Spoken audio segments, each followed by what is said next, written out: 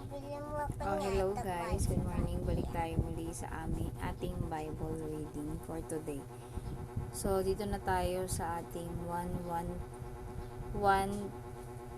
verse 3 na chapter 31. So, ang nagmula sa langit. Sinabi pa ni Juan, si Kristo'y nagmula sa langit, kaya dakila siya sa lahat. Tayo naman ay tagalupa at nagsasalita tungkol lang sa mga bagay dito sa lupa. Ngunit si Kristo na nagmula sa langit ay dakila sa lahat. Ipinahayag niya ang nakita at narinig niya sa langit. Ngunit ilan lang ang naniniwala sa kanyang pahayag. Ngunit ang naniniwala sa pahayag niya ay nagpapatunay na totoo ang mga sinasabi ng Diyos, sapagkat si Kristo na sinugo ng Diyos ay nagpapahayag sa atin ng mga sinasabi ng Diyos, dahil lubos na ipinagkaloob sa Kanya ang banal na Espiritu. Mahal ng Ama ang Kanyang anak at ipinailalim sa kapangyarihan niya ang lahat. Ang sumasampalataya sa anak ng Diyos ay may buhay na walang hanggan, ngunit ang hindi sumusunod sa Kanya ay hindi magkakaroon ng buhay na walang hanggan, kundi mananatili sa Kanya ang galit ng Diyos. So, sinasabi dito na kapag tayo pala ay sumunod kay Lord at patuloy tayong naniniwala at nananalig sa Kanya, at sinusunod natin yung mga sinasabi niya sa Biblia at ginagampanan natin yung mga sinasabi niya sa Bible na dapat natin gawin bilang isang tagasunod niya, magkakaroon tayo ng gift na buhay na walang hanggan. At yung mga taong hindi naman nakikinig kay Lord ay magkakaroon ng buhay na walang hanggan. Ay hindi magkakaroon ng buhay na walang hanggan, kundi mananatili sa Kanya yung galit ng Panginoon. So, next. 1:4 Chapter 1 to 2. Si Jesus at ang babaeng taga Samaria. Nabalitaan ng mga Pariseo na mas marami na ang mga tagasunod ni Jesus kaysa kay Juan, at mas marami na ang nagbabautismuhan niya. Kahit na hindi mismong si Jesus ang nagbabautismo, kundi ang mga tagasunod niya. Nang malaman ni Jesus na nabalitaan nito ng mga Pariseo, umalis siya sa Judea at bumalik sa Galilea. Para makabalik sa Galilea, kailangan niyang dumaan sa Samaria. Nang dumaan na sila sa Samaria, dumating sila sa isang bayan na tinatawag na Sychar, malapit sa lupaing ibinigay ni Jacob sa anak niyang si Jose. May balon doon na ginawa ni Jacob dahil haling tapat na noon at pagod na si Jesus sa paglalakbay. Sumupo siya sa tabi ng balon para magpahinga. Tumuloy naman ang mga tagasunod niya sa bayan upang bumili ng pagkain. Habang nakaupo si Jesus, dumating ang isang taga-Samaria para umigib. Sinabi ni Jesus sa kanya, "Pwede bang makinom?" Sumagot ang babae, "Kayo po ay isang Hudyo at ako ay Samaritano." At babae pa, "Bakit po kayo makikinom sa akin?"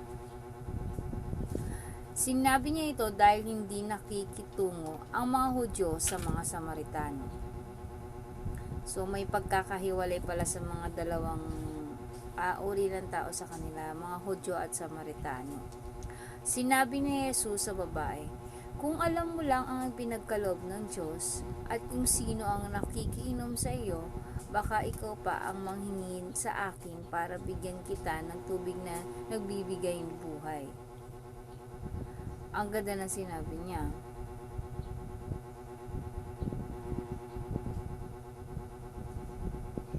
Sinabi ng babae, "Malalim po ang balon at wala kayong pang-igib. Saan po kayo kukuha ng tubig na nagbibigay buhay? Higit po ba kayo sa ating ninuno na si Jacob na humukay ng balon na ito? Siya at ang mga anak niya, pati ang mga hayop niya ay dito uminom noong araw." Sumagot si Jesus, ang lahat ng umiinom ng tubig na ito'y muling mauuhaw. Pero ang sino mang iinom ng tubig na ibibigay ko ay hindi na muling mauuhaw. So, di ba, napakaganda ng word dito ni Lord. Kasi na sinabi niya na, ang sino mang, sinabi niya, ang lahat ng iinom ng tubig na ito ay muling mauuhaw. Pero yung bibigay ni Lord na tubig, ang sino mang tubig na iinom ng tubig na ibibigay niya ay hindi na muling mauuhaw. So, di ba parang pagpapipiliin ka, mas pipiliin mo yung iinom ka ng tubig na yun, pero hindi ka na muling mauuhaw. Napakalalim na itong word na to, pero alam mo yung punto dito ni Lord na yung mga bagay dito sa mga bagay na meron tayo na mga pansamantala na parang to example niyan, sa pinapapili tayo ni Lord na tahakin yung landas na mabuti, pero mas pinipili nating tahakin yung nakasasama para sa atin. Sinabi ng babae, bigyan niyo po ako ng tubig na sinasabi niyo upang hindi na ako muling mauhaw. So nagustuhan na ng babae yung inoffer ni Lord na hindi na siya mauhaw.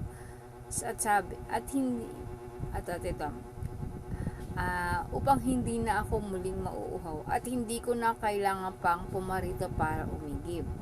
Sinabi sa kanya ni Jesus, umuwi ka muna at isama mo rito ang iyong asawa. Sabay sumagot siya, wala po akong asawa, sagot ng babae. Sinabi sa kanya ni Jesus, tama ang sinasabi mo na wala kang asawa dahil 5 ang naging asawa mo. At ang kinakasama mo ngayon ay hindi mo tunay na asawa. Nagsasabi ka ng totoo. Sumagot ang babae, sa tingin ko, isa po kayong propeta. Ang aming mga ninuno ay sumasamba sa Diyos sa bundok na ito. Pero kayong mga Hudyo ay nagsasabi na sa Jerusalem lang dapat sumamba ang mga tao. Sinabi ni Jesus sa kanya, maniwala ka sa akin, darating ang panahon na hindi na kayo sasamba sa Ama sa bundok na ito o sa Jerusalem. Ay ito itong sinasabi na to sa bundok, kasi nung unang panahon diyan sila nagpe-pray, umaakit sila ng bundok para manalangin o magpuri kay Lord.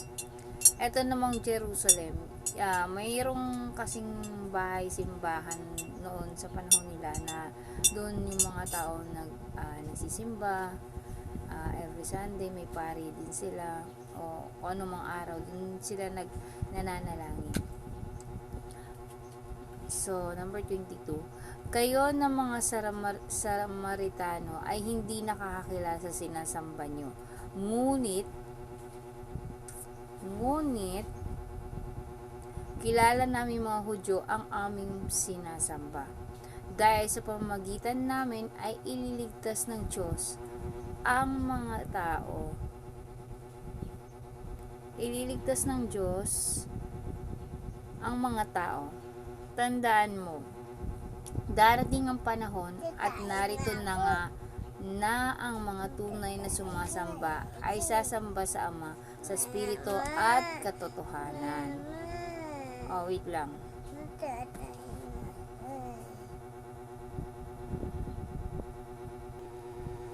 So, balik tayo sa 23. Tandaan mo, darating ang panahon at narito na ang mga tunay na sumasamba ay sasamba sa Ama, sa Espiritu at katotohanan. Ganito ang uri ng mga sumasamba na hinahanap ng Ama. So, ano yung Espiritu?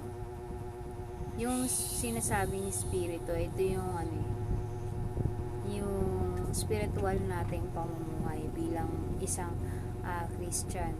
Kung paano tayo sumusunod kay Lord sa mga nasa Bible na kautusan niya. So, yun yung sinasabi niya sa yung spiritual na sinasabi. Ito yung pagpapalago mo sa relationship mo in soul kay Lord, hindi lang sa literal na buhay mo rito sa lupa, pati rin yung spiritual mong pagpapalago. Paano ba napapalago yung spiritual? Sa amin kasi sa sinisimbahan ko na meron sa aming speaking in tongues. Yun yung pinaka sinasabi din na mas malapit na prayer para kay Lord na relationship, yung nag-speaking in tongues ka, nagpipray ka sa Kanya in tongues, kasi dun yung pinaka mas malapit na prayer para kay Lord, o mas malalim. Hindi natin naiintindihan yung salita na yun na binibigkas natin, yung panalangin na yun, pero yun yung spirit na yun ang nagpe-pray. Yung prayer na yun ay yung spirit yung gumagawa yung gift na binigay sa atin Lord. Yun yung nagtitake ng relationship natin sa Kanya para sa panalangin. Sa 24, ang Diyos ay espiritu, kaya ang sasamba sa Kanya ay dapat sumamba sa pamamagitan ng espiritu at katotohanan. So yung katotohanan, ito yung mga turo na tinuturo sa atin ng ating simbahan. So at hindi lang din dapat yung katotohanan na sinasabi, yung nanggagaling sa Bible na katuruan, talagang sinusunod nila yung salita sa Bible. 25. Sinabi ng babae, nalalaman ko po darating si Mesiyas na tinatawag ding Kristo, at pagdating niya, ipapaliwanag niya sa amin ang lahat ng bagay. Sinabi ni Jesus sa kanya, akong nagsasalita sa iyo ngayon, ang tinutukoy mo. So ito, meron na palang clue din yung babae na meron daw darating sa bayan nila na Panginoong Diyos na tagapagligtas. At ito, sinagot siya ni Jesus na yung tinutukoy niya ay ito siya na yun, yung sinasabing darating sa bayan nila upang iligtas sila sa kanilang mga kasalanan. Nang sangdaling iyon, dumating ang mga tagasunod ni Jesus. Nagtaka sila nang madatnan nilang nakikipag-usap siya sa isang babae. Pero wala ni isa man sa kanila ang nagtanong kung ano ang kailangan niya. At hindi rin sila nagtanong kay Jesus kung bakit nakikipag-usap siya sa babae. Iniwan ng babae ang kanyang banga, bumalik sa bayan at sinabi ng mga taga-roon, halika kayo, ipapakita ko sa inyo ang taong alam na alam ang lahat ng ginawa ko. Maaring siya na nga ang Kristo. Kaya pinuntahan ng mga tao si Jesus. Samantala, pinakiusapan ng mga tagasunod niya si Jesus na kumain na, pero sumagot si Jesus, may pagkain akong hindi nyo alam. Kaya nagtanong ang mga tagasunod niya, may nagdala kaya sa kanya ng pagkain?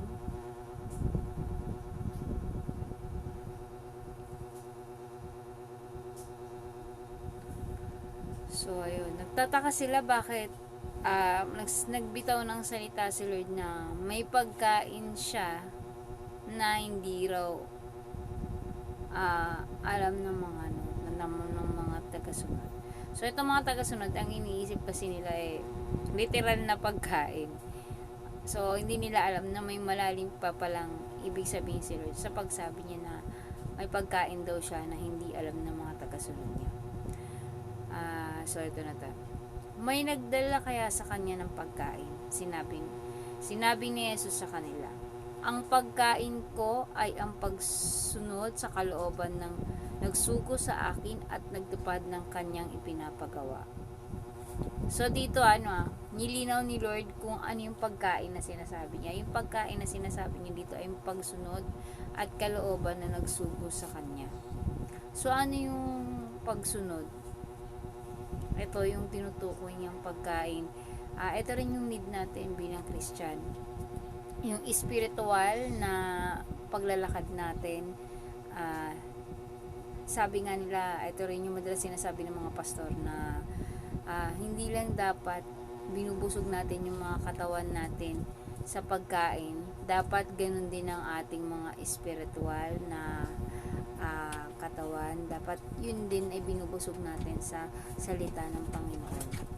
Hindi ba sinabi nyo na 4 na buwan pa bago ang anihan? Ngunit sinabi ko sa inyo, anihin na, tingnan nyo ang mga taong dumarating, para silang mga pananim sa bukid na hinog at pwede nang anihin. So, ang punto dito ni Jesus Christ parang yung mga bagong sibol na tanim na pwede nang anihin at para mapakinabangan. So ganito rin dapat yung ginagawa ng mga Christian na matagal nang nasa simbahan, na magbigay sila ng kaligtasan para sa iba, yung lalo na yung mga mas napapalalim na yung word sa kanila ng Bible, nagiging malalim na sila kay Lord. Dapat maging alerto sila sa mga taong nangangailangan ng kaligtasan at nangangailangan ng masharean ng Bible, yung mga taong dapat bigyan ng halaga para magkaroon din sila ng salvation. Ayan, bukid na hinog at pwede nang anihin. Kayong mga tagapag-ani ay tatanggap ng gantimpala mula sa Diyos. At ang mga taong inaani nyo ay bibigyan ng buhay na walang hanggan.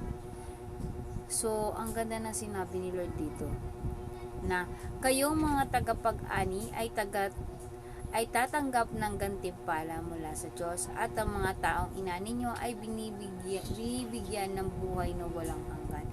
So, ikaw na napatuloy ka na nanalig kay Lord, na ginagawa mo yung kautusan niya, ay may gantimpala. Kung baga, may reward na si Lord sa'yo na nakalaan. Siguro sa pagdating niya, may reward na siyang ibinibigay sa'yo. So, yung sinesharan mo ng word niya, ay magkakaroon ng oportunidad na maranasan din yung blessing na meron ka, at yung pinangako ni Lord na buhay na walang hanggan, magkakaroon sila kung ano yung meron ka. Kaya magkasamang matutuwa ang nagtanim sa salita ng Diyos at ang nag-ani. So, tama nga naman si Lord, hindi lang ikaw na pinagpala ay magiging pagpapala rin sa iba. So, ganun yung punto ni Lord na kung ikaw ay pinagpapala ni Lord sa salita niya, at ito ay binabahagi mo sa iba, ay magiging pagpapala ka rin para sa iba, at magiging magkakaroon din ng kaligtasan. Kung anong kaligtasan na meron ka, ay magkakaroon din sila ng kaligtasan ng katulad na sa iyo. Totoong kasabihang, iba ang nagtatanim at iba rin ang umaani. So, totoo to talaga. Sabi nila ito sa danas kong example to na ito ay na yung mga head leaders ng simbahan ng church na matyaga, masipag, mga pastor din na masipag mag-talk ng Bible, mag-share, maghanap ng mga taong isi-save. Sila yung lubos na pinagpapala ni Lord, na parang siksikliglig umapaw yung blessing sa kanila. Na iba talaga pag ikaw, parang sa example na sa pera, na mas okay na na ikaw yung nagbibigay kaysa ikaw yung tumatanggap. Ganon.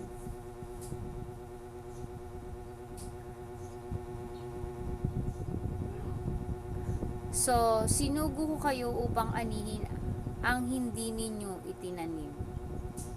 O, tama. Iba ang nagtanim ng salita ng Diyos, at kayo ang umani ng kanilang pinaghirapan. So, tama rin si Lord dito. Maraming Samaritano ang sumampalataya pala. Maraming Samaritano ang sumampalataya. Maraming Samaritano sa bayang iyon ang sumampalataya kay Jesus dahil sa sinabi ng babae na alam ni Jesus ang lahat ng ginawa niya. Kaya pagdating ng mga Samaritano kay Jesus, kay Jesus, hiniling nila na manatili muna siya roon sa kanila at nanatili nga siya sa kanila ng 2 araw. Dahil sa pangangaral niya, marami pa sa kanila ang sumasampalataya. Sinabi ng mga tao sa babae, sumasampalataya kami ngayon, hindi lang dahil sa sinabi mo sa amin ng tungkol sa kanya, kundi dahil narinig namin mismo sa kanya at alam namin siya ang tagapagligtas ng mundo. So dito napaka grateful ng sinabi dito kasi sinabi niya na sumasampalataya sila kay Lord hindi dahil sa sinasabi niya yung tungkol kay Lord o yung mga sinasabi niya, dahil narinig nila mismo sa kanya at alam niya ang mga tagapagligtas sa mundo ay ang Panginoon. Pinagaling ni Jesus ang anak ng isang opisyal. So dito na tayo sa may karamdaman yung may karamdaman na sinasabi. So ito na. Pagkatapos ng 2 araw na pamamalagi raw ni Jesus, umalis siya papuntang Galilea. Si Jesus mismo ang nagsabi na ang isang propeta ay hindi iginagalang sa sarili niyang bayan. Nang dumating siya sa Galilea, malugod siyang tinanggap ng mga tao dahil naroon sila sa Jerusalem noong pista ng paglampas ng anghel at nakita nila ang lahat ng ginawa niya roon. Bumalik si Jesus sa bayan ng Cana sa Galilea kung saan ginawa niyang alak ang tubig. Doon ay may isang opisyal ng pagpamahalaan na ang anak na lalaki ay may sakit at nasa Capernaum. Nang mabalitaan niyang bumalik si Jesus sa Galilea mula sa Judea, pinuntahan niya ito, nakiusap siya kay Jesus na pumunta sa Capernaum at pagalingin ang anak niyang nag-aagaw buhay. Sinabi ni Jesus sa kanya, hanggat hindi kayo nakakakita ng mga himala at kababalaghan, hindi kayo maniniwala sa akin. Sumagot ang opisyal, sumama na po kayo sa akin bago mamatay ang anak ko. Sinabi ni sa kanya, pwede ka nang umuwi, magaling na ang anak mo. Naniwala ang opisyal sa sinabi ni Jesus at umuwi siya. So dito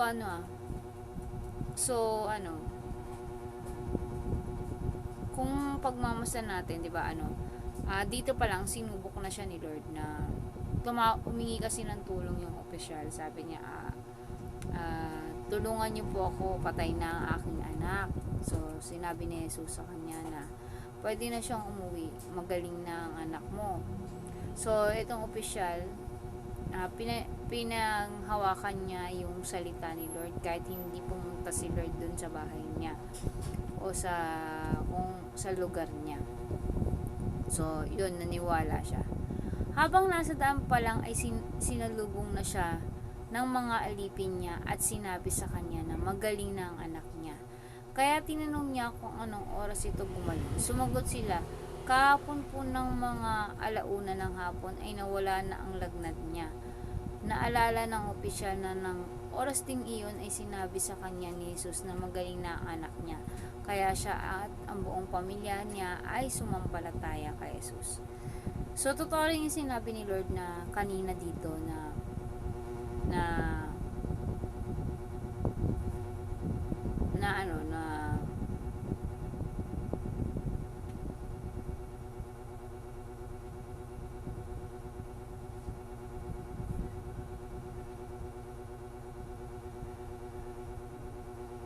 so ito sinabi rin ni Jesus dito. Sinabi ni Jesus na sa mga tao na hanggat hindi daw sila nakakakita ng himala galing kay Lord o mga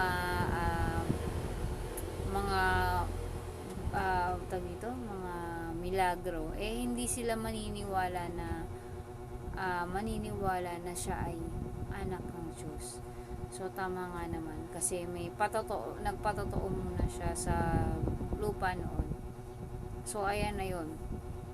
So umuwi siya.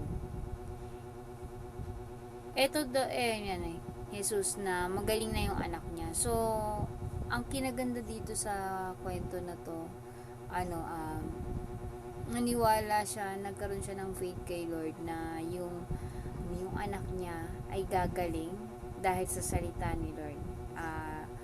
At yun ang kinaganda dahil pinanghawakan niya yung word ni Lord. At yung dahil sa faith niya, doon nagkaroon ng himala sa buhay niya. Dahil naniwala siya, nag-trust siya kay Lord. Hindi siya nag-trust issue na hindi gagaling yung anak ko. Hindi niya inisip na ganun. Ang inisip niya ay gagaling yung anak niya at nanampalataya at naniwala siya. Dahil sa paniniwala niya at pananampalataya ay nagkaroon ng kagalingan yung anak niya. Ito na 54. Ito ang ikalawang himala na ginawa ni Jesus sa Galilea pagkagaling niya sa Judea. So ito na yung yung pangalawang mga himalang ginagawa ni Lord noon sa panahon noon nila. So, diba, napaka-ganda lang, diba, napaka-ano ni Lord kasi hindi siya nagsasawa na magkaroon ng himala o ng magpagaling ng mga tao, gumawa ng mabuti sa mga tao. Ano man yung ipakita nila, hindi man siya pakitaan ng mabuti, pakitaan man siya ng masama, ay patuloy pa rin siyang naniniwala sa mga tao at patuloy pa rin siyang nagpapagaling ng mga tao. So, tapos na tayo dyan. Dito na tayo sa 1:5. Pinagaling ni Jesus ang isang lalaki sa Bethesda. So, eto siguro pangatlo niya na tong pagpapakita niya ng milagro sa mga bawat lugar na napupuntahan niya. Pagkatapos ito, pumunta si Jesus sa Jerusalem upang dumalo sa isang pista ng mga Hudyo. Sa isang pintuan ng lungsod ng Jerusalem, kung saan idinadaan ang mga tupa, ay may paliguan ng mga tawag sa wikang Hebreo ay Bethesda.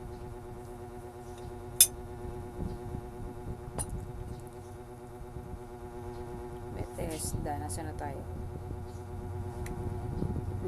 Ang tawag ng mga Hebreo ay Bethesda. Sa paligid na ito ay may 5 silungan, kung saan nakahiga ang maraming may sakit na mga bulag, pilay at mga paralitiko. Ito, madami silang. So, lugar ito ng puro may mga karamdaman. Meron dong lugar na pag napuntahan mo ay puro may mga karamdaman yung mga tao. 4. Hinihintay nilang gumalaw ang tubig dahil paminsan-minsan may isang anghel ng Diyos na bumababa at kinakalawkaw ang tubig. Parang may bumababang angel siguro doon na naglalaro ng tubig doon sa isang sapa ba yan o parang ganun. Ang unang makalusong sa tubig pagkatapos magkalakaw ng anghel ay gumagaling. So nagkakaroon pala ng panahon pala noon, may ganun palang kwento sa kanila. Bumababa yung anghel para kalawkawin yung maglaro sa tubig. At itong mga tao ay naniniwala na tuwing sila ay makakasuong doon pagkatapos magkalawkaw ng anghel ay magkakaroon sila ng kagalingan. Kahit ano pa ang kanyang sakit, may isang lalaki roon na 38 na taon lang may sakit. 38 years na may sakit siguro. Nakita ni Jesus ang lalaki na nakahiga roon at nalaman niyang matagal na itong may sakit. So, nalaman ni Jesus na ito ay matagal nang may sakit. Kaya tinanong siya ni Jesus, gusto mo bang gumaling? Sumagot ang may sakit, gusto ko po sana. pero walang tumutulong sa aking lumusong sa tubig. Kapag kinakalawkaw na ito. Sa tuwing pupunta pa lang ako, nauunahan na ako ng iba. Yun. So, dito sa nung nakita ng lalaki nung nakita daw ni Jesus na nakahiga dun yung isang may karamdaman. Ito, i-align natin. Nang nakita ni Jesus ang lalaki nakahiga at nalaman yung matagal na itong may sakit, kaya tinanong siya ni Jesus, gusto mo bang gumaling? Sabi ni Jesus Christ, no? Sumagot naman yung may sakit. Anong sagot ng may sakit? Gusto ko po sana, pero walang tumutulong sa akin lumusong sa tubig. Kapag kinakalokaw na ito, sa tuwing pupunta pa lang ako, nauunahan na daw siya ng iba. So, sinabi ni Jesus sa kanya, tumayo ka, buhatin mo ang higaan mo at lumakad. So, may paghamon si Lord sa kanya. Sinabi ni Lord, tumayo ka, buhatin mo ang higaan at lumakad. Agad na gumaling ang lalaki. Binuhat niya ang higaan at lumakad. So, dito, nakikita natin sa bawat kwento na nababasa natin, yung pinapagaling niya, yung talagang nagpapagaling sa kanila ay yung faith nila. Mataas yung paniniwala at yung trust nila kay Lord. Nagagaling sila. Talagang inaano nila sa heart, nagagaling ako. Naniniwala ako, nagagaling ako. Nangyari ito sa araw ng pamamahinga. So, ito yon sa araw ng ikapitong araw yata ito, sinutukoy niya. Nangyari ito sa araw ng pamamahinga. Ito yung sa di ba meron tayong 7 days, sa 7 araw, yung tinutukoy ni Lord na pamamahinga. Kaya sinabi ng mga pinuno ng mga Hudyo sa taong pinagaling, hindi ba't araw ng pamamahinga ngayon? Labag sa kautusan ang pagbubuhat mo ng higaan. Ito nga. Pero sumagot siya, ang taong nagpagpagaling sa akin ang nag-utos na buhatin ko ito at lumakad. Tinanong nila siya, sino ang nag-utos sa iyong buhatin ang higaan mo at lumakad? Pero hindi nakikilala ng lalaki sino ang nagpagaling sa kanya, dahil nawala si Jesus sa dami ng tao. Hindi pa pala kilala na itong pinagaling ni Lord siya. So, yung miracle na ginawa niya sa taong to, hindi talaga totaling nalaman nila kung sino yung nagpagaling sa kanya. Hindi nagtagal, nakita ni Jesus sa templo ang taong pinagaling niya. So, ito na, magkakaroon na siya ng connection at magiging patotoo siya na pinagaling siya ni Lord. Ito na.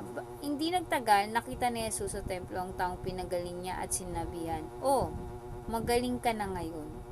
Huwag ka nang magkasala pa at baka mas masama pa ang mangyari sa iyo. So, itong taong pala na ito ay isang makasalanan. So, dito parang binalaan na siya ni Lord na dahil binigyan na siya ng kagalingan at ng pangalawang buhay, pinapayo na sa kanya ni Lord na gumawa ng mabuti na. Umalis ang lalaki at pumunta sa pinuno ng mga Hudyo. Sinabi niya sa kanila na si Jesus ang nagpagaling sa kanya.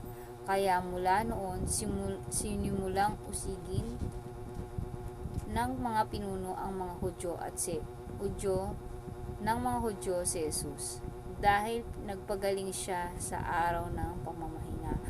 So, dito na pala siya nag-start na parang kinu-question na siya dahil sa ikapitong araw ay nagpagaling siya ng mga may sakit dahil ito pala ay pinapagbawal. Parang batas sa panahon nila na sa ikapitong araw ay bawal silang kumilos, as in wala silang gagawin. Kumbaga sa araw ng pamamahinga, kay Lord lang siguro talaga yung araw na yun, bawal silang may ibang gawin. So, eto naman, mga Hudyo, galit sila. Kasi sa batas nila noon, bawal kang may gawin nung time na yun, kundi yung nakasaad lang sa batas nila na yung pamahinga na yun, siguro nakalaan lang sa pagsimba o ganun or something. So, doon na nag-start na parang inano na si Lord, inusig na siya sa kanyang mga ginagawa. Ito na yung time na ito na siguro yung araw na dito na siya inumpisahan na magalit sa kanya yung mga Hudyo. Pero sinabihan sila ni Jesus, patuloy na gumagawa ang aking Ama, kaya patuloy din ako sa paggawa. So, tama nga naman si Lord. Dahil sa sinasabing ito ni Jesus, lalong sinikap ng mga pinunong mga Hudyo na patayin siya. Dito sila na-trigger na patayin si Lord dahil sa syempre, sumasagot siya sa mga Hudyo. So, pero kasi si Lord, alam niya yung tama eh. Alam niya yung word ng kanyang Ama. Mas naniniwala siya dun sa mas pinanghawakan niya yung word ni Lord kaysa dun sa mga Hudyo na yun na hindi alam yung katotohanan. Sapagkat hindi lang patay lalong sinikap ng mga pinuno ng mga Hudyo na patayin siya sapagkat hindi lang niya nilabag ang batas tungkol sa araw ng pamamahinga, kundi tinawag pa niyang sariling Ama ang Diyos at sa gayoy pinapantay ang sarili sa Diyos. So doon sila nagigil kasi bakit parang sinasabi niya na Diyos siya.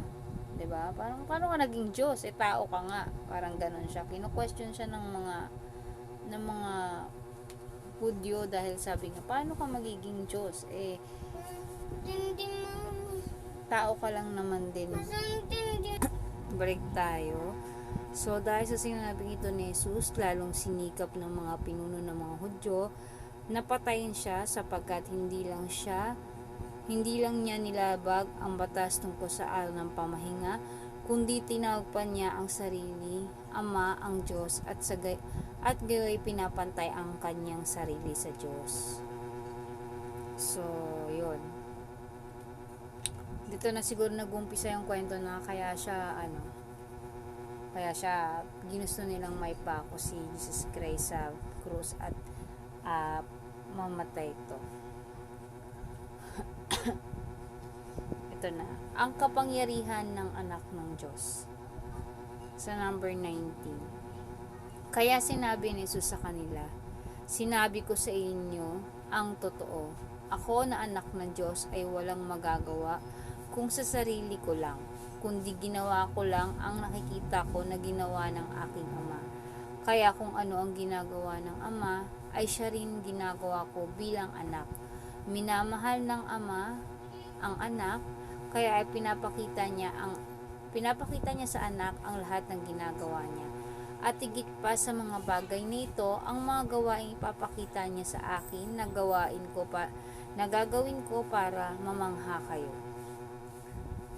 So sinabi niya dito na higit pa sa mga bagay nito ang gagawin ipapakita niya sa akin na gagawin ko para mamangha yung mga tao. Kung paanong ibinabangon ng Ama ang mga patay at binibigyan ng buhay ang mga ito, ganun din naman na binibigyan buhay ng anak ang sino mang gusto niyang bigyan nito. Hindi ang Ama ang naghahatol sa mga tao, kundi ako sa kanya anak. So, ang ganda na sinabi dito ni Lord, na hindi ang Ama ang naghahatol sa mga tao, kundi ang kanyang anak. Dahil binigay niya sa akin ang lahat ng kapangyarihang humatol. So, kumbaga sa pag judgment, kumbaga yung anak niya, yung bugtong na anak ni Jesus Christ, yung binigay niya ng karapatang hatulan yung mga nandito sa lupa. Hindi hatulan para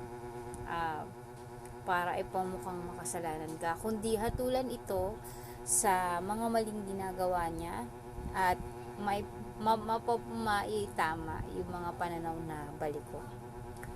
Upang pangaralan sa lahat ng anak tulad ng pangangaral nila sa Ama. Kaya hindi napaparangal sa anak ay hindi rin napaparangal sa Ama nang nagsugo sa Kanya. Sinabi ko sa inyo ang totoo, ang sumusunod sa aking mga salita at sumasampalataya sa nagsugo sa akin ay may buhay na walang hanggan.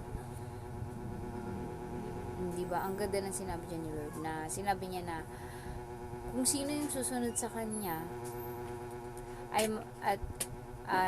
kung sino man yung sumasampalataya sa Kanya at sa nagsugo sa Kanya ay binibigyan ng buhay na walang hanggan at hindi siya hahatulan sapagkat inilapit na nga siya sa buhay mula sa kamatayan.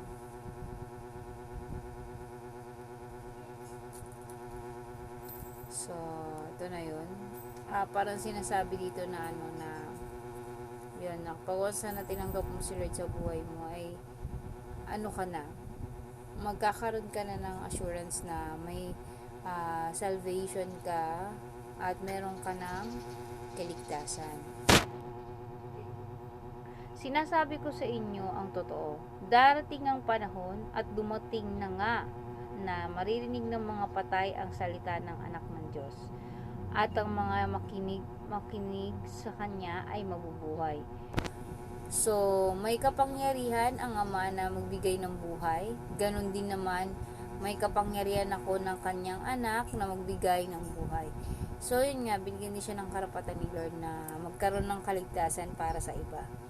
Dahil binigyan niya ako ng kapangyarihan ito, ibinigay din niya sa akin ng kapangyarihang humatol dahil ako ang anak ng tao.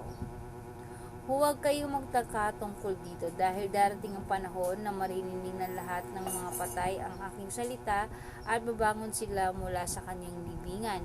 Ang mga gumawa ng mabuti ay bibigyan ng buhay na walang hanggan at ang mga gumagawa ng masama ay parurusahan. So, sinasabi dito ni Lord, ito yata yung sinasabi nilang tinatawag nilang yung tawag dito, yung ma-raptured yung earth, yung magkakaroon ng yun na to na yung pagbabalik ni Lord muli sa lupa. Sa part na to, sa pagbabalik ni Lord sa lupa, ito na yung tinatawag nilang judgment na lahat ng patay ay muling babangon sa hukay at yung mga taong nananampalataya sa Kanya ay isasama niya sa Kanyang kaharian. At yung mga gumagawa ng kasalanan ay ito na yung kaparusahan na tatanggapin nila sa mga nagkasala sa Kanya at hindi sumunod sa Kanya. Ang mga nagpatotoo kay Jesus, ito na yung mga nagpatotoo kay Jesus. Ito na yung mga disipulo na way din na naging way din para maging salvation para sa iba. Sinabi pa ni Jesus, wala akong magagawa kung sarili ko lang ang humahatol nga ako. Wala akong magagawa kung sarili ko lang humahatol nga ako, ngunit ang aking mga paghatol ay ayon lamang sa sinasabi ng aking Ama.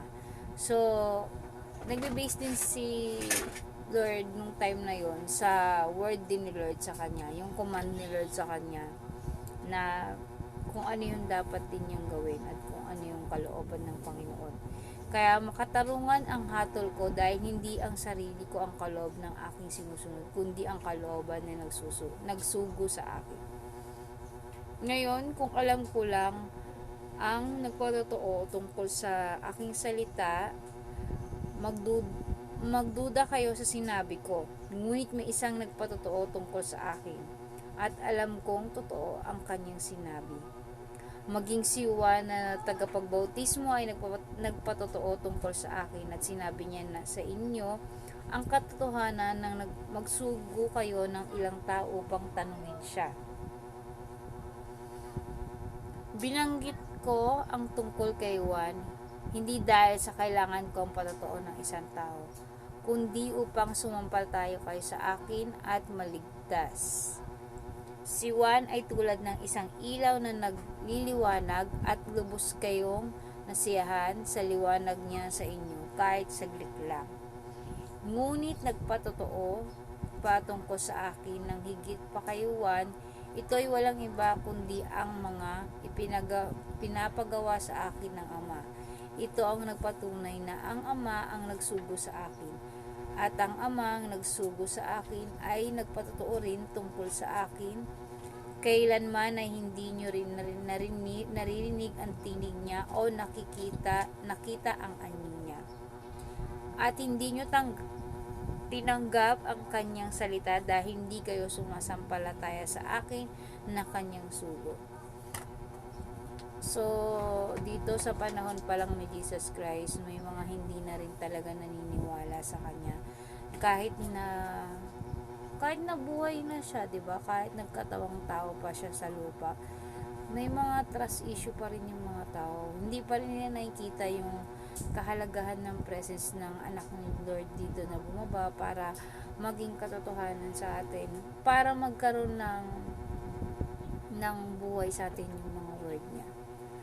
Sinasaliksik nyo ang kasulatan ng pag-aakala na sa pamamagitan nyo ay magkakaroon kayo ng buhay na walang hanggan. So, pinipilit kasi din ng mga panahon nila na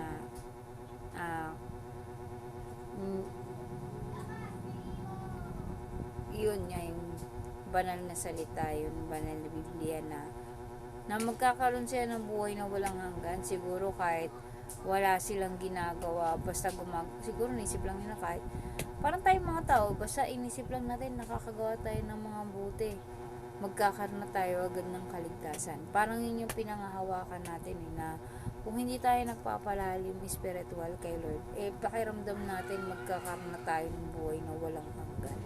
Pero mali pala yun.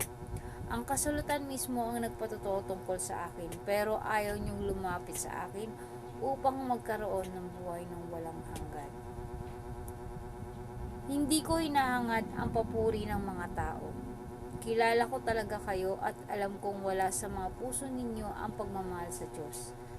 Naparito, tignan mo, diba, hindi ka makakapagtago kay Lord eh. Kahit sabihin natin na tahimik ka pang tao, hindi ka pa magsalita, wala ka mang pinapakita na pero alam ni Lord yung nasa heart and mind mo. Alam niya yung katotohanan sa puso mo o si Lord talaga. Naparito ako sa pangalan ng aking Ama, ngunit ayaw niyo akong tanggapin. Pero kung may dumating sa sarili niyong pangalan ay tinatanggap ninyo siya. Pero kung may dumating sa sarili niyang pangalan ay tinatanggap niyo siya. Paano kayo sasampalataya sa akin kung papuri lang ng kapwa ang hangad ninyo at hindi ang papuri ng iisang Diyos? Oo nga no, tama nga rin. Parang gusto lang lagi nating makarinig na ang tao na yan, mabuting tao yan, parang ganun. Parang yun yung nakikita kong example na pag sinabi lang sa atin ng kapwa natin na napakabait ng tao na yan, hindi yan sisinungaling, hindi yan siya nagnanakaw, tumutulong siya sa kapwa niya. So, ina-expect na ng tao na yun na may salvation na ako kasi may mga tao naniniwala sa akin na mabuting tao ako kilala ako popular ako, kaya iniisip na niya na I'm good enough, parang mabuting tao na ako, karapat dapat ako para sa kaligtasan ng Panginoon. Parang yun ang iniisip. Pero kung may dumating sa sarili niyang pangalan, ay tinatanggap ninyo siya. Paano kayo sasampalataya sa akin kung ang papuri lang ng kapwa ang hangad ninyo at hindi ang papuri ng nag-iisang Diyos? Huwag ninyong isipin na ako ang mag-aakusa sa inyo sa harapan ng Ama. Si Moises na inaasahan nyo ang siyang mag-aakusa sa inyo Dahil kung totoo, naniniwala kayo kay Moises, maniniwala rin kayo sa akin, dahil si Moses mismo ay sumulat tungkol sa akin. Ngunit, kung hindi kayo maniniwala sa mga isinulat niya, paano kayo maniniwala sa mga sinasabi ko? So, tama nga naman siya. Kung hindi tayo naniniwala sa sinulat ni Moises, hindi rin tayo maniniwala kay Lord. Parang wala ding saysay na kung ano yung mga so that din pala basahin ko yung part ng kay Moises kasi mukhang maganda rin yung sa kwento ng kay Moises 1:6 chapter na tayo, ayun na, dito na tayo sa 1:6. So basahin natin tuloy-tuloy kasi mas maganda na binabasa natin yung buong 1 bago tayo lumakto sa ibang mga verses ng mga John, may pang mga verse na names yan ng mga nasa Bible. Pinakain ni Jesus ang 5,000 tao, 5,000. Pagkatapos nito, tumawid si Jesus sa lawa ng Galilea na tinatawag ding lawa ng Tiberias. Sinundan siya ng napakaraming tao dahil nakita nila ang mga himalang ginawa niya sa pagpapagaling ng mga may sakit. So dito lang kumbaga dito lang naniwala yung mga parang nakikita ko sa sa akin lang yung tulo ko parang sumunod lang sila kay Lord dahil may nakita silang bumubuntot lang sila kay Lord kasi nakita nilang may himala to. Pero parang tingin ko yung heart nila hindi talaga na kay Lord na parang parang siguro example sa pera, ay marami tong pera na pakikinabangan natin. Siya yun, parang nakakita lang sila ng may mapakikinabangan sila sa Panginoon, kaya sila sumusunod. Parang kaya sila nandun kasi nakikita nila may pakikinabangan sila kay Lord. Pero yung hindi nila nakikita na kaya sila sumusunod ay para magkaroon sila ng kaligtasan. Yun pala yun. Yun yung nakikita ko sa part na to kasi parang nakwento na sa amin sa church Umakyat si Jesus at ang mga tagasunod niya sa isang bundok at naupo roon. Malapit na noon ang pista ng mga Hudyo na tinatawag na pista ng paglampas ng mga anghel. Nang tumingin si Jesus, nakita niya ang napakaraming taong papalapit sa kanya. Tinanong siya ni Felipe, saan tayo makakabili ng pagkain para pakainin ng mga taong ito? Tinanong niya ito upang subukan si Felipe, kahit alam na niya ang kanyang gagawin. So, hinayaan lang siya ni Lord na magtanong. Siguro, alam na kasi ni Lord din kasi yung dapat niyang gagawin. So, sinusubukan niya itong tao na to kung gaano siya kay Lord, ka-loyal na tagasunod. Sumagot si Felipe. Sinabi ni Felipe, hindi, kahit alam na pala ni Felipe yung sagot sa tanong niya,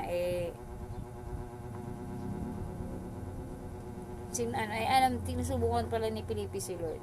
Sinubukan ni Lord si Felipe yan. Sumagot si Felipe, sa dami po nila, ang 8 buwan na sahod ng isang tao hindi sapat para pakainin ng kahit tigkakaunti ang bawat isa. So siyempre nga naman, sa dami ni 5,000, sa 5,000 katao, hindi mo yan napapakain ng ganun agad-agad kasi sobrang dami nila.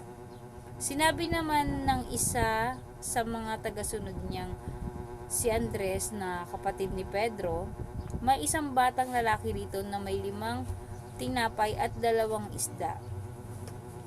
Pero kakasya ba naman ito sa dami ng tao? Hindi. Diba? Alam din, oo, tama. Hindi rin, diba? Hindi kakasya sa dami ng tao na yun. Sa 5,000, hindi kakasya yung 2 isda at 5 tinapay lamang. Sinabi ni Jesus,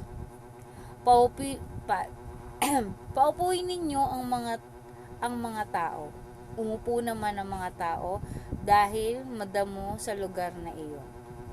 Ang bilang ng mga lalaki lang ay ang bilang ng mga lalaki lang ay may 5,000 na. Kinuha ni Jesus ang tinapay at nagpasalamat sa Diyos. Pagkatapos, ipinamahagi ito sa mga tao. Ganon din ang ginawa niya sa isda at nabusog ang lahat. So, yun, no? Kaya mamakinig ka muna. Pagkakain nila, sinabi ni Jesus sa mga tagasunod niya, "Tipunin nyo ang lahat ng natira para walang masayang." Tinipon nga nila ang natira mula sa 5 tinapay na ipinakain sa mga tao at nakapuno sila ng 12 na basket o 20 basket. Nang makita ng mga tao ang himalang ginawa ni Jesus, sinabi nila, "Siguradong ito ang propetang hinihintay nating darating dito sa mundo." So, dati pa pala ay nagkaroon na sila ng clue na mayroong isusugo si Lord sa mundo ng mga tao na para magkaroon ng ito na nga yung maghimala, gumawa ng kabutihan, ng pagpapala sa lahat. Alam ni Jesus na balak ng mga taong kunin siya at sa pilitang gawing hari. Ayun, kaya umalis siya roon at muling umakyat ng mag-isa sa bundok. Yun. So kasi ayaw naman ni Lord ng ganun na parang gawin siyang hari, yung gagawin siyang santo, ayaw niya ng ganun. Ayaw namin yun. So dito na tayo sa lumakad si Jesus sa ibabaw ng tubig. Ito na yung umakyat na siya sa bundok para iwasan yung mga tao kasi mali na yung mindset nila about sa paggawa niya ng milagro sa mundo ng mga tao. Lumakad si Jesus sa ibabaw ng tubig. Nang gumabi na, nagpunta ang mga tagasunod ni Jesus sa tabi ng lawa. Madilim na at wala pa rin si Jesus. Kaya sumakay na sila sa isang bangka at tumawid papuntang Capernaum. At nang habang tumatawid sila, nagsimulang lumakas ang hangin at lumaki ang mga alon. Nang nakasagwan na sila ng 6 o 5 kilometro, nakita nila si Jesus na naglalakad sa ibabaw ng tubig. So kahit naman siya matatakot ka, makikita mo sila naglalakad sa ibabaw ng tubig. Papalapit sa kanila habang naglalakad doon sila sa ibabaw ng tubig, ay papalapit sa kanilang bangka. At natakot sila. So na-shock tong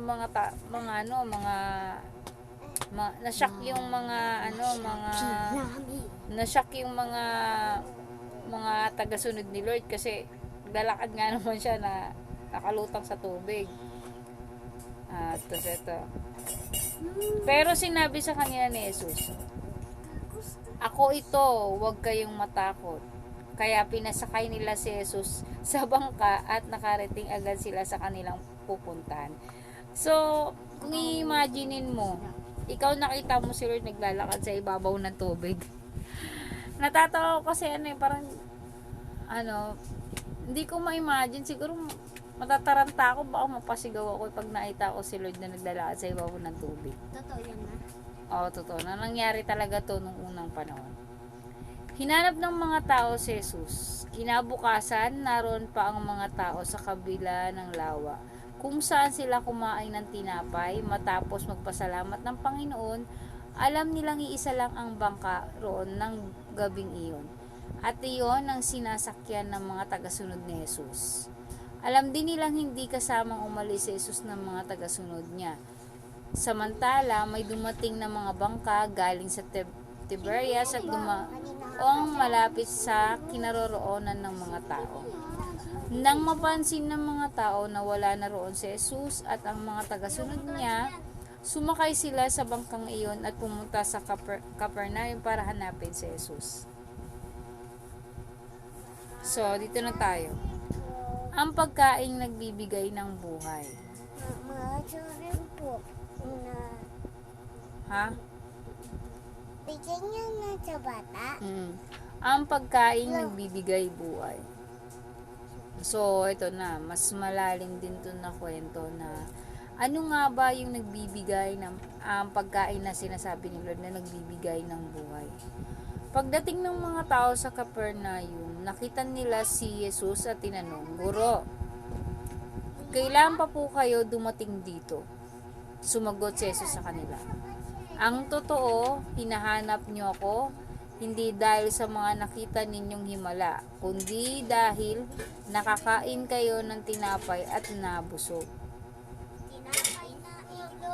Huwag kayong magtrabaho para lang sa pagkain nasisira, kundi para sa pagkain hindi nasisira at nakakapagbigay ng buhay na walang hanggan.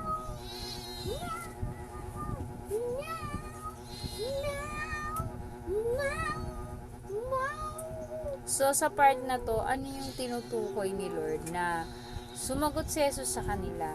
Ang totoo, hinahanap niyo ako, hindi dahil sa mga nakikita niyong himala, kundi dahil nakakain kayo ng tinapay at nabusog. Tapos, anong sinabi pa ng Panginoon? Huwag kayong magtrabaho para lamang sa pagkaing nasisira, kundi para sa pagkain hindi nasisira at nakakapagbigay ng buhay na walang hanggan. Hanggang wala. So, yung sinasabi kasi dito ni Lord, kung iano mo, ibase mo siya sa buhay mo na bilang namumuhay ka sa panahon na ngayon, na panahon natin, generation natin ngayon, na wag tayong yung parang nakukontento na lang tayo na nagtatrabaho tayo araw-araw, nabubusog natin yung pamilya natin, nakakakain tayo, yung parang nakukontento na lang tayo kung ano yung meron tayo, ano lang yung nandyan, parang okay na yan, basta nakakapagtrabaho tayo, napaprovide natin yung mga needs ng mga pamilya natin. Mali pala yun, kasi mas gusto pala ni Lord na tama si Lord na ang trabaho pwedeng mawala, yung pagkain nasisira, samantalang yung inaalok sa atin ni Lord na dapat natin pagtrabahuan, kainin, spiritual, ay hindi nasisira at panghabang buhay nating dala-dala. So yun, napakaganda yun, na napakalalim pero napakagandang pagpapahiwatig ni Lord para sa atin ng mga anak niya na gusto niyang mailigtas sa mga kasalanan at sa mundo na to na gusto niya tayong bigyan ng buhay na walang hanggan at yung pangako niya ay makamtan natin. So gusto niyang ma-realize natin na wag lang natin tingnan yung mga sarili natin na nandito lang tayo sa lupa kasi dito lang yung natin, kaya tayo nabuhay kasi bubuhay lang tayo, ganun. Nandito lang tayo kasi bigyan tayo ng buhay ni Lord yun lang. Huwag nating isipin na kaya tayo sa lupa para magtrabaho lang, para lang kumain, mabili yung mga gusto natin. Yun yung pinapakita dito Kaya tinanong ng mga tao si Jesus, ano po ang dapat namin gawin upang masunod namin ang pinapagawa ng Diyos? So, ito na. Yung tanong na sila, ano pong dapat namin gawin upang masunod namin ang ipinapagawa ng Diyos? Sumagot si Jesus, ito ang pinapagawa ng Diyos sa inyo, manampalataya kayo. Manampalataya kayo sa akin na isinugo niya. Nagtanong ang mga tao, anong himala pong may papakita niyo para manampalataya kami sa inyo? So, lagi silang may question kada kwento. Parang lagi nilang tinatanong si Lord na parang lagi silang nag-aalinlangan. Yung part na to, parang lagi silang nag-aalinlangan kay Lord Ang ating mga ninuno ay kumain ng mana noong nasa ilang sila, sapagkat ayon sa kasulatan, binigyan sila ni Moses ng tinapay na mula sa langit. Sinabi ni Jesus sa kanila, Sinabi ko sa inyong totoo, hindi si Moises ang nagbigay ng mga sa mga ninuno ninyo ng tinapay na mula sa langit, kundi ang aking Ama. Siya ang nagbigay sa inyo ng tunay na tinapay mula sa langit, sapagkat ang tinapay na ibinibigay ng Diyos ay walang iba kundi siya na bumaba mula sa langit at nagbigay ng buhay sa mga tao sa mundo. So sa part na to makikita natin ay isa lang yung iisa lang talaga si Lord, tsaka yung iisa lang yung Lord sa heaven at iisa lang yung bumaba rito sa lupa para magkatawang tao. So isang tao lang sila, nagbibigay ng buhay sa mga tao sa mundo. So, siya rin yun, kung sino yung nasa heaven na naglalang sa lahat, siya din yun at yung nagkatawang tao. Sinabi ng mga tao, palagi niyo po kaming bigyan ng sinasabi niyong tinapay.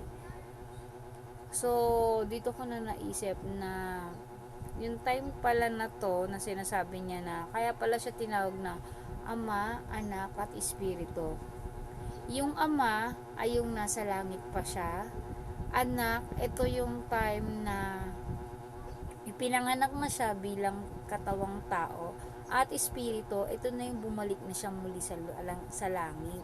Ayan na siguro yung Espiritu na namatay siya dito sa lupa at naging siya ulit, naging God the Father na ulit siya in heaven.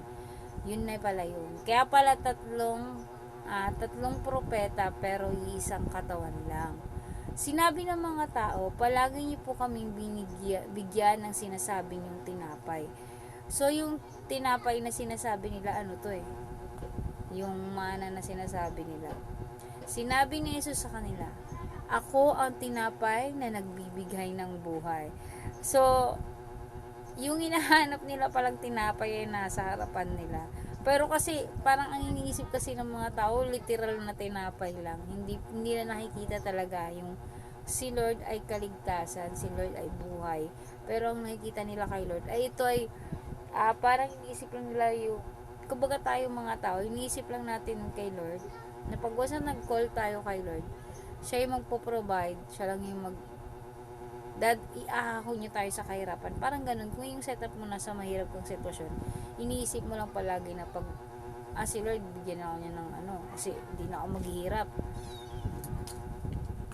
bigyan niya akong kasaganahan lang ganun. Pero hindi natin nakikita na yung way pala ni Lord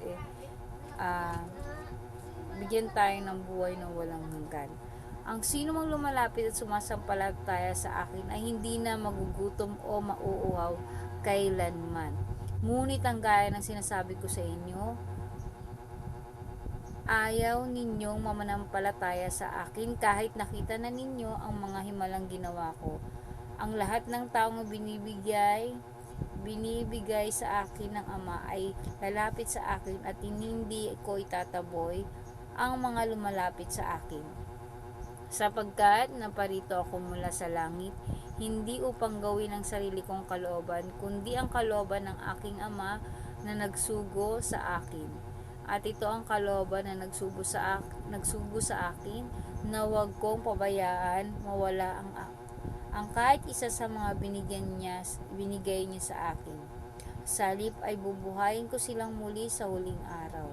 Sapagkat kalooban ng aking Ama na ang lahat ng kumikilala at sumasampalataya sa anak ay magkaroon ng buhay na walang hanggan. So, ito ang ganda rin ng part na to. Sapagkat kalooban ng aking Ama na ang lahat ng kumikilala at sumasampalataya sa anak ay magkaroon ng buhay na walang hanggan at bubuhayin ko sila muli sa huling araw. Ay yung sinasabing huling araw, ito yung huling araw, ito yung muling pagbabalik ni Lord sa lupa at sa huling araw na yun, ito na yung paghuhukom na sinasabi nila na judgment sa buong mundo, sa sangkatauhan, sa libutan. Ito na yung sinasabing judgment na lahat na ng tao ay walang takas. Ito na yung may pag-uusig na lahat ng makasalanan ay uusigin, lahat ng gumawa ng kabutihan ay may gantimpala. Samantala, nagbubulong-bulungan ang mga Hudyo dahil sinabi ni Jesus na siya ang tinapay na mula sa langit. Oo nga, nagtataka sila. Kaya sinabi nila, hindi ba si Jesus lang naman iyan na anak ni Jose? Bakit sinasabi niyang bumaba siya mula sa langit? Samantalang kilala natin ang mga magulang niya. Sinabi sa kanila ni Jesus, huwag kayong magbulag-bulagan. Walang makakalapit sa akin maliban kung papalapitin niya siya ng amang nagsugo sa akin. At ang mga lalapit sa akin ay bubuhayin ko muli sa huling araw. Ayon sa isinulat ng mga propeta, tuturuan silang lahat ng Diyos, kaya ang lahat ng nakakikinig at natututo sa Ama ay lalapit sa akin. Hindi ito nangangahulugang may nakakita na sa Ama. Ako lang na nagmula sa Diyos ang nakakakita sa Kanya. So, tama siya. Tama siya dito sa part na to. Hindi ito nangangahulugan na may nakakita na sa Ama. Ako lang ang nakakita, ako lang ang nagmula sa Diyos ang nakakita sa Kanya. Tama yan, never pa natin nakita si Lord talaga. Ito. Pakita. Napapay na nila. Sinabi ko sa inyo ang totoo, ang sumasampalataya sa akin ay may buhay na walang hanggan dahil ako ang tinapay na nagbibigay buhay.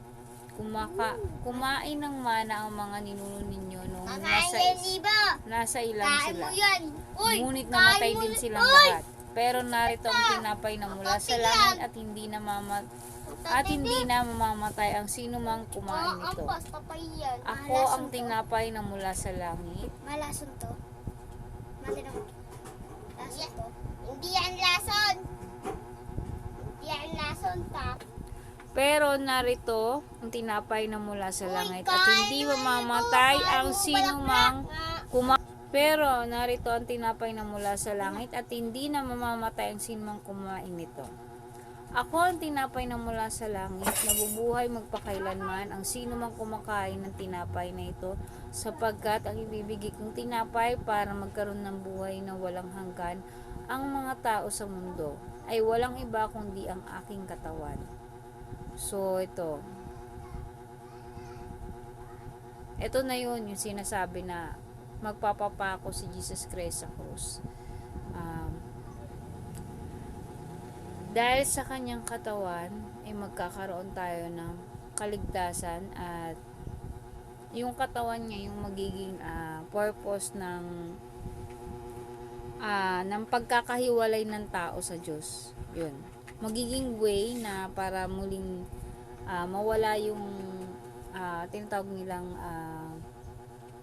pagitan sa mga tao at sa Panginoon na boundaries. Mawawala na yung boundaries na yun. Kumbaga magkakaroon na tayo ng yung boundaries natin sa Panginoon ay magkakaroon na tayo ng mas malapit na relationship kay Lord dahil sa anak niya na nag-alay ng buhay para tayo magkaroon ng kaligtasan. Nagtalo-talo ang mga Hudyo na nakikinig kay Jesus. Sinabi nila, paano mabibigay sa atin ng taong ito ang kanyang katawan para kainin? Sinabi ni Jesus sa kanila, sinabi ko sa inyong totoo, malibang kainin ninyo ang katawan ng anak ng tao at inumin ang kanyang dugo, hindi kayo magkakaroon ng buhay ng walang hanggan, pero kumain ng aking katawan at uminom ng aking dugo ay may buhay na walang hanggan, at bubuhayin ko siyang muli sa huling araw. Ito malalim din na salita. Ayan. Sapagkat ang aking katawan ay tunay na pagkain at ang aking dugo ay tunay na inumin. Ang kumakain ng aking katawan at inom ng aking dugo ay manatili sa akin at ako naman ay sa kanya. Ang Diyos amang nagsugo sa akin ang pinagmumulan ng buhay at dahil sa kanya ay nabubuhay ako. Ganon din naman ang sino mang kumakain sa akin ay mabubuhay dahil sa akin. Ako ang tinapay na mula sa langit. Hindi ito tulad ng mana na kainin ng inyong mga ninuno dahil namatay pa rin sila. Kahit kumain sila noon, ngunit ang sino mang kumain ng tinapay na ito ay mabubuhay magpakailanman.